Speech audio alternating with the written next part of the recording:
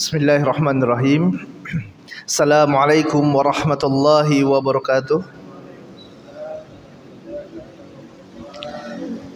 Alhamdulillah hamdan katsiran thayyiban mubarakan fih kama yuhibbu rabbuna wa yarda. Asyhadu an la ilaha illallah wahdahu la syarikalah wa asyhadu anna Muhammadan abduhu wa rasuluh. Allahumma salli ala Muhammad wa ala ali Muhammad kama sallaita ala Ibrahim wa ala ali Ibrahim innaka Hamidum Majid, wa barik ala Muhammad wa ala ali Muhammad kama barakta ala Ibrahim wa ala ali Ibrahim innaka Hamidum Majid. Allahumma la sahla illa ma ja'altahu sahla wa anta taj'al hazina idza syi'ta sahla. Allahumma 'allimna ma yanfa'una wa anfa'na bima 'allamtana wa zidna 'ilman wa fahman ya arhamar rahimin. Alhamdulillah, puji dan syukur kita panjatkan kepada Allah Tabaraka wa Ta'ala atas limpahan nikmat dan karunia yang Allah Tabaraka wa Ta'ala berikan kepada kita. Kemudian salawat besertakan salam senantiasa tercurahkan kepada junjungan kita Nabi Muhammad sallallahu alaihi wasallam, begitu pula kepada keluarganya, kepada sahabatnya dan kepada umatnya yang istiqamah mengikuti sunnah beliau hingga hari kiamat. Kemudian tak lupa pula berdasarkan apa yang disampaikan oleh Nabi kita tercinta Muhammad sallallahu alaihi wasallam, la yaskurullah man la yaskurun nas. Tidaklah dikatakan seorang itu bersyukur kepada Allah Taala apabila mereka tidak pandai berterima kasih kepada manusia. Maka kami kembali mengucapkan terima kasih yang sebesar-besarnya, jazakumullah khairan, kepada semua pihak yang telah mendukung terselenggaranya kegiatan dakwah dan bakti sosial ini, kepada Bapak Ketua DKM Masjid, Bapak Basuni, kemudian Bapak Firman sebagai koordinator, kemudian kepada teman-teman para panitia, kemudian juga kepada jamaah, bapak-bapak dan ibu-ibu yang semuanya, semoga Allah Tabaraka wa Ta'ala senantiasa memberikan keberkahan bagi kita semuanya, amin Allahumma amin. Jamaah yang dirahmati Allah Tabaraka wa Ta'ala, tema yang akan kita sampaikan pada kesempatan tausiah pada pagi hari yang penuh barokah ini adalah kuserahkan ibadahku hanya untuk Allah Tabaraka wa Ta'ala semata. Bapak dan Ibu yang dirahmati Allah Azza wa Jal, ibadah adalah tujuan penciptaan kita semuanya, dan ini semuanya telah sering kita dengarkan, telah masyhur, sering disampaikan oleh para pendakwah, oleh para khutbah, yang mana Allah Ta'ala mengatakan, wa ma khalaqtul jinna wal insa illa liya'budun. Tidaklah aku ciptakan jin dan manusia, kata Allah Ta'ala, kecuali untuk beribadah kepada Allah Azza wa Jalla. Ini kembali kita ingatkan, karena manusia merupakan tempatnya lupa, manusia merupakan hamba yang sering lalai, maka butuh untuk diingatkan selalu. Dan ini sangat manfaat sebagaimana apa yang Allah katakan, wa dzakir fa inna dzikra tanfa'ul mu'minin. Berikanlah peringatan, kata Allah, ingatkanlah, berikanlah peringatan kepada manusia, kepada orang-orang yang beriman, karena sesungguhnya peringatan itu tanfa'ul mu'minin, bermanfaat bagi orang-orang yang beriman. Maka inilah kembali kami mengingatkan kepada diri kami pribadi dan kepada bapak-bapak dan ibu-ibu semuanya. Barakallahu fiikum, semoga Allah memberkahi ana dan antum semuanya. Tujuan yang sesungguhnya dari Allah Ta'ala ciptakan kita, adanya kita di sini di atas muka bumi Allah Ta'ala adalah untuk ibadah kepada Allah Tabaraka wa Ta'ala. Dan yang disebut dengan ibadah itu bukan hanya solat Bapak dan Ibu. ibadah bukan hanya puasa, bukan hanya zakat, hanya membaca Al-Quran. Karena tentu jika dibatasi ibadah tersebut hanya dengan solat saja, jika kita batasi ibadah tersebut hanya dengan puasa saja, hanya dengan sedekah saja, maka begitu banyak waktu yang kita lewatkan tanpa beribadah kepada Allah Tabaraka wa Ta'ala. Lalu apa makna ibadah tersebut, Ustaz? Ibadah, kata para ulama, ismul jami' likulli ma yuhibbuhullah wa yarda minal aqwali wal a'mali zahiratan wa batinah. Yang disebut dengan ibadah, jamaah yang dirahmati Allah Azza wa Jal, adalah setiap perkara yang perkara tersebut jika dilakukan oleh seorang hamba akan mendatangkan cinta Allah Tabaraka wa Ta'ala, baik itu perkataan ataupun itu perbuatan, baik itu yang tampak ataupun yang batin, yang ada dalam hati. Ini definisi ibadah. Artinya ibadah itu, jamaah yang dirahmati Allah Tabaraka wa Ta'ala, kadang dia berupa amalan hati, terkadang ibadah ini berupa aqwalul lisan, ucapan lisan, terkadang ibadah merupakan amal jawarih, amalan anggota badan. Dan ini semuanya adalah ibadah kepada Allah selama yang dia tujukan adalah untuk mendapatkan ridho Allah Tabaraka wa Ta'ala dan tidak bertentangan dengan apa yang disyariatkan oleh utusan Allah, yaitu Nabi Muhammad sallallahu alaihi wasallam. Dalil yang memerintahkan ibadah kita harus kita serahkan untuk Allah Tabaraka wa Ta'ala itu banyak sekali, Bapak dan Ibu yang dirahmati Allah Tabaraka wa Ta'ala. Di antaranya Allah Tabaraka wa Ta'ala berfirman, "Qul innas salati wa nusuki wa mahyaya wa mamati lillahi rabbil alamin." Katakanlah, sesungguhnya salatku, sembelihanku, hidup dan matiku hanya untuk Allah Rabbul Alamin. Salat kita, Pak, hanya untuk Allah. Kita menyembelih hanya untuk Allah. Ibadah kita semuanya hanya untuk Allah Tabaraka wa Ta'ala. Dalam ayat yang lainnya Allah Tabaraka wa Ta'ala berfirman, "Wa ma umiru illa liya'budullaha mukhlishina lahuddin."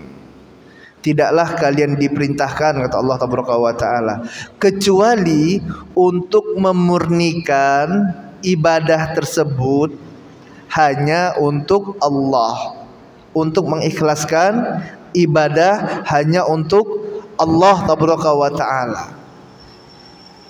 Ya, ini adalah Bapak dan Ibu yang dirahmati Allah Tabaraka wa Ta'ala, di antara sekian banyak dalil yang menjelaskan kepada kita tentang hakikat ibadah ini, yang mana dia hanya untuk Allah Azza wa Jalla saja, tidak boleh diberikan kepada selain Allah Tabaraka wa Ta'ala. Dan seorang yang dia aplikasikan ini, Bapak dan Ibu yang dirahmati Allah, dia esakan ibadahnya untuk Allah Ta'ala saja, dia tidak berikan sedikit pun ibadahnya untuk selain Allah, dia tidak sekutukan Allah dengan sesuatu apapun juga, orang ini jika dia mati dalam keadaan demikian pasti masuk dalam surga Allah Tabaraka wa Ta'ala. Ini akidah keyakinan seorang muslim, seorang yang mati yang ada pada dirinya la ilaha illallah, dan dia jalankan konsekuensi dari kalimat la ilaha illallah tadi dengan cara beribadah hanya kepada Allah, ikhlas untuk Allah Taala sesuai dengan tuntunan Nabi Muhammad sallallahu alaihi wasallam. Dia mati dalam keadaan demikian, endingnya orang ini pasti akan masuk ke dalam surga Allah Taala. Ustaz, bagaimana apabila dia melakukan dosa-dosa besar? Contohnya apa? Contohnya dia berzina. Apalagi contoh dosa besar? Dia minum khamar, dia mencuri, dia makan riba. Maka kita katakan, sebesar apapun dosa yang dilakukan oleh seorang hamba, apabila dia mati dalam keadaan tauhid kepada Allah Taala, endingnya akan masuk ke dalam surga. Tapi yang jadi masalah Bapak dan Ibu dirahmati Allah Taala, apakah langsung masuk ke dalam surga? Nah, ini yang tunggu dulu. Karena seorang yang meninggal dia membawa dosa, maka keadaannya di akhiratnya adalah tahta masyiatillah. Dengan catatan dia mati dalam keadaan tauhid kepada Allah, dia tidak sekutukan Allah. Meninggal dia tahta masyiatillah. Terserah Allah Taala. Insya'a, jika Allah berkehendak, Allah akan ampunkan dosa-dosanya. Wa insya'a, dan jika Allah berkehendak, Allah akan azab dia dengan keadilan Allah Taala. Tapi setelah diazab, seorang yang ada la ilaha illallah, yang dia mentauhidkan Allah Taala, nanti akan diangkat dari neraka, dimasukkan ke dalam surga. Inilah jamaah rahmat Allah Taala, pentingnya kita mentauhidkan Allah, kita serahkan ibadah kita hanya untuk Allah Taala. Jamaah yang rahmati Allah Azza wa Jalla, semoga Allah Taala berikan hidayah bagi ana dan bagi antum semuanya. Apabila kita katakan kepada manusia, beribadahlah kalian hanya untuk Allah Taala, jangan pernah sekutukan Allah, jangan kalian lakukan kesyirikan, esakan Allah dalam ibadah, maka sepakat semua muslim tentang apa yang kita ucapkan barusan. Semua orang tentu ingin mentauhidkan Allah. Semua orang tentu tidak ingin menyekutukan Allah Taala. Ini sepakat nih. Tidak ada orang yang berani menyekutukan Allah. Tapi yang jadi masalah Bapak dan Ibu yang dirahmati Allah, terkadang manusia tergelincir. Tadi kita katakan di awal, manusia tempatnya salah dan lupa. Sering kita salah, khilaf, jatuh pada dosa maksiat. Dan yang namanya dosa dan maksiat Bapak dan Ibu dirahmati Allah, ini tidak satu tingkatan. Dia ada tingkatan-tingkatannya. Makanya sering kita dengar ada istilah al-kabair, dosa-dosa besar. Artinya apa? Ada di sana dosa kecil, ada dosa kecil, ada dosa besar. Dan di antara al-kabair, di antara dosa-dosa besar, ada dosa besar yang paling besar. Apa itu Ustaz dosa besar yang paling besar? Dosa ini Bapak dan Ibu rahmati Allah Taala, jika orang lakukan dosa ini tadi, dosa besar yang paling besar ini, maka terancam akhiratnya, terancam akidahnya, terancam keislamannya. Apa itu? Kesyirikan, menyekutukan Allah Taala. Suatu ketika sahabat Nabi kita tercinta Muhammad sallallahu alaihi wasallam bertanya kepada Rasulullah sallallahu alaihi wasallam, "Ya Rasulullah, wahai Rasulullah, ayu dzanbin a'zam?" Apa dosa besar yang paling besar wahai Rasulullah? Kemudian Nabi kita tercinta Muhammad sallallahu alaihi wasallam mengatakan, an taj'ala lillahi niddan wa huwa khalaqaka, yaitu engkau jadikan tandingan bagi Allah padahal Allah yang telah menciptakan engkau. Ini dosa besar yang paling besar, kejahatan yang paling besar.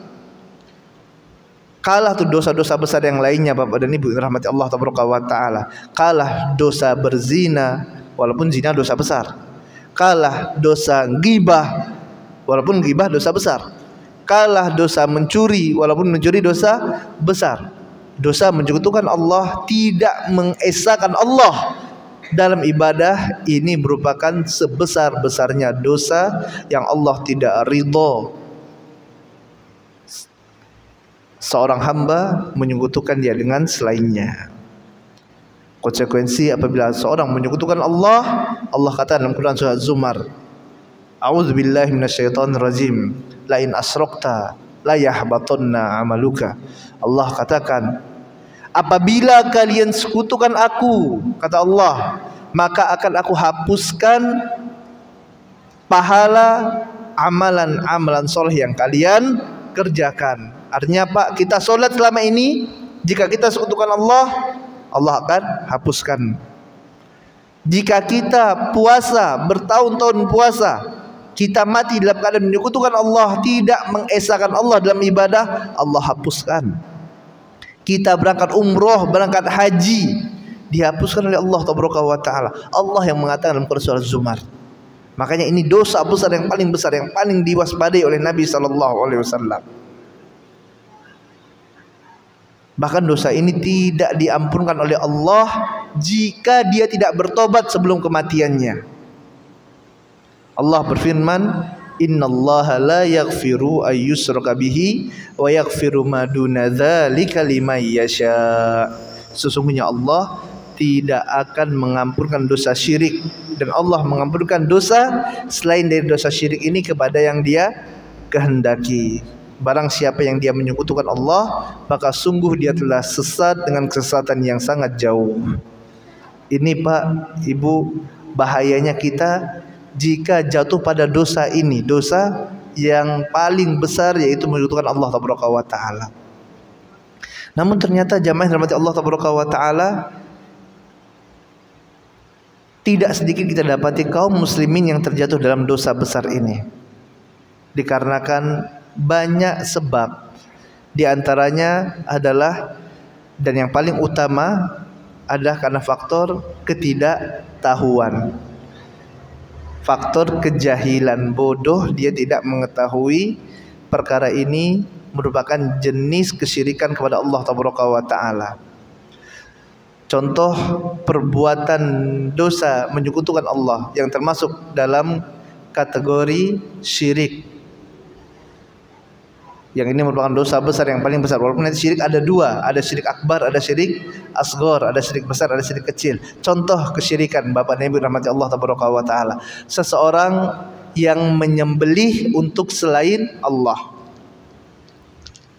Menyembelih untuk apa? Untuk jin, memberikan tumbal untuk patung, untuk jin, untuk penunggu laut, penunggu sungai, untuk penjaga gunung, dia sembelih binatang tersebut untuk mbah fulan, untuk nyai fulan.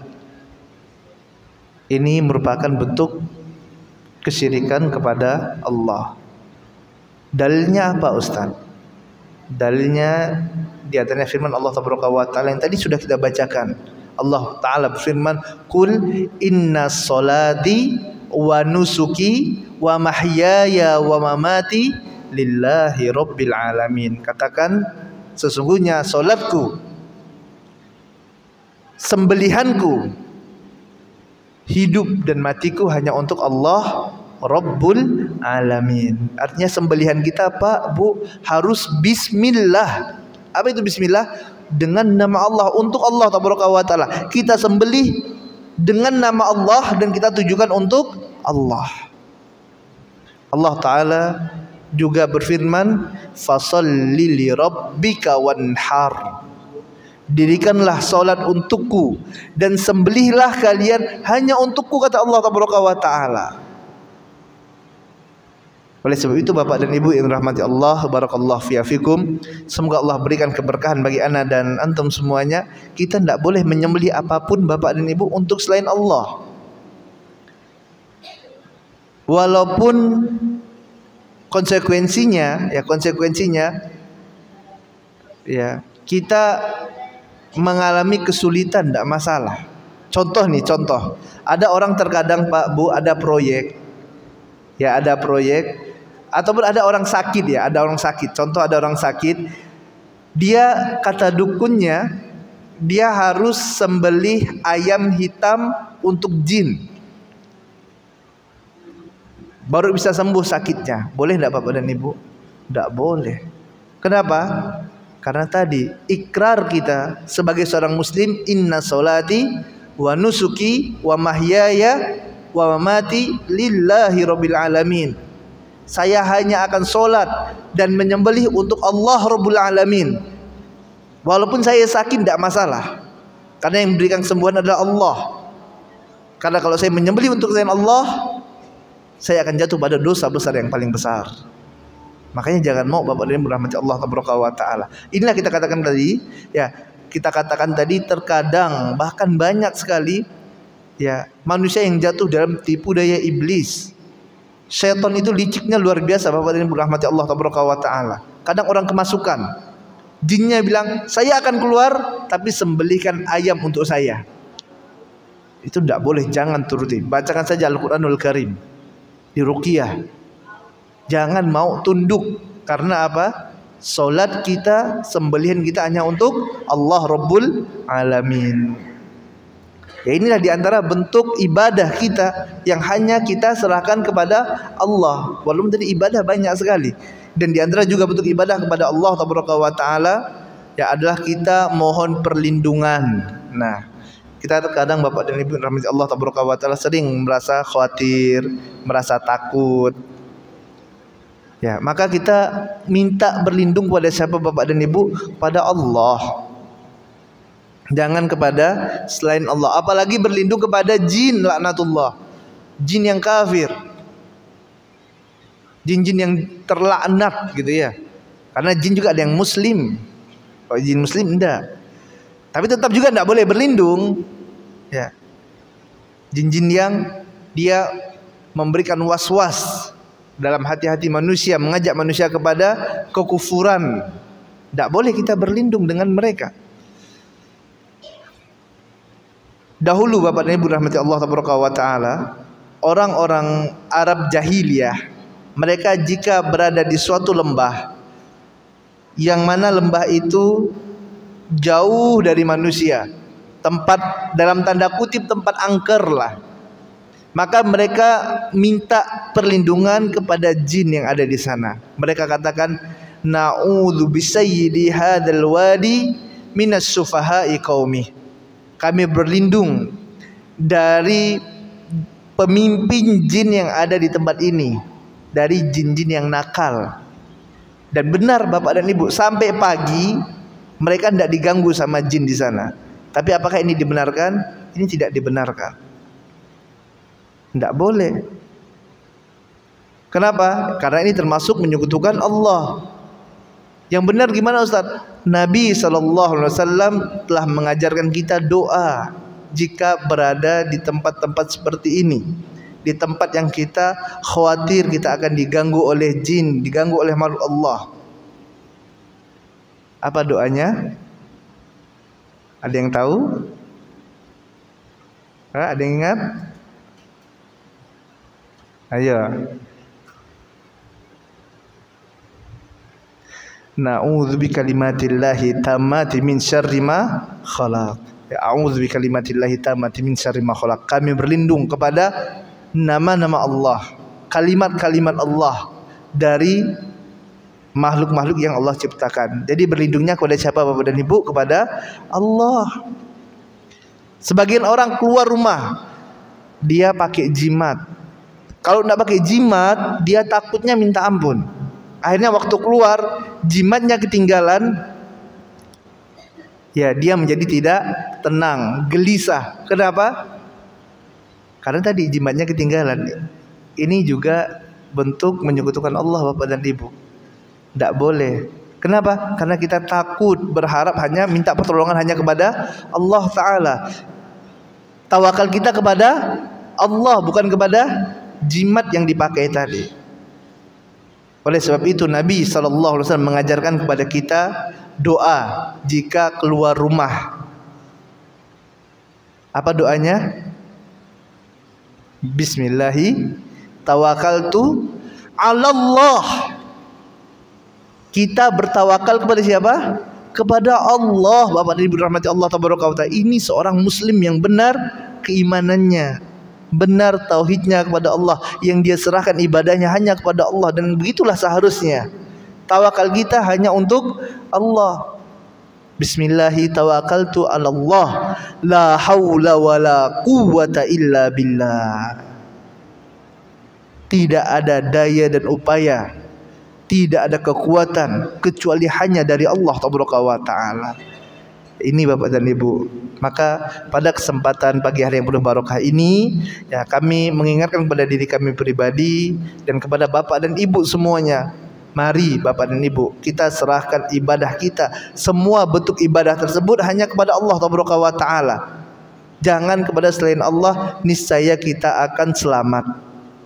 Niscaya kita akan berjumpa dengan Allah tabaraka wa ta'ala dalam keadaan berbahagia, masuk ke dalam surga Allah tabaraka wa ta'ala. Dan agar kita terhindar dari segala macam bentuk kesyirikan, agar kita dapat mentauhidkan Allah, maka butuh yang namanya belajar, menuntut ilmu.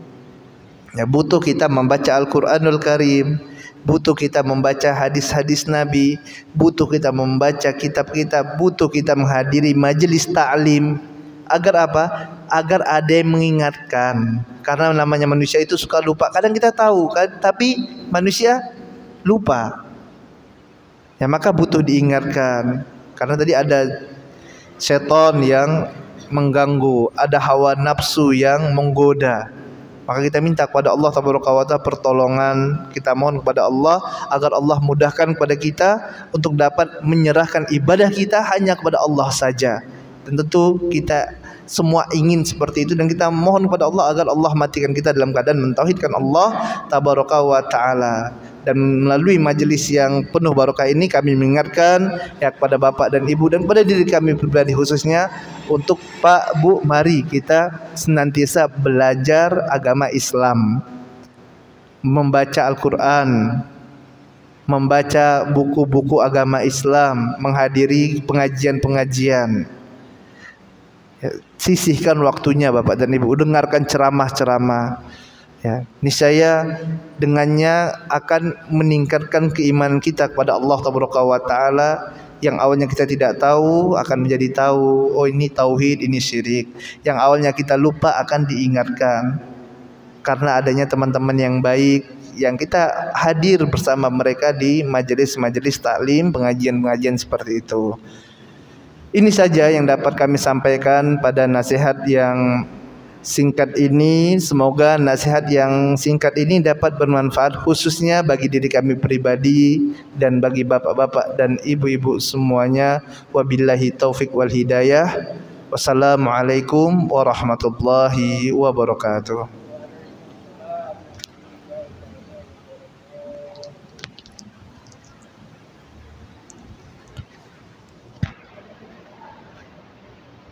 Alhamdulillah, kita dengarkan bersama tausiah dari Ustaz Abu Abdillah Al-Dani, SPI MM.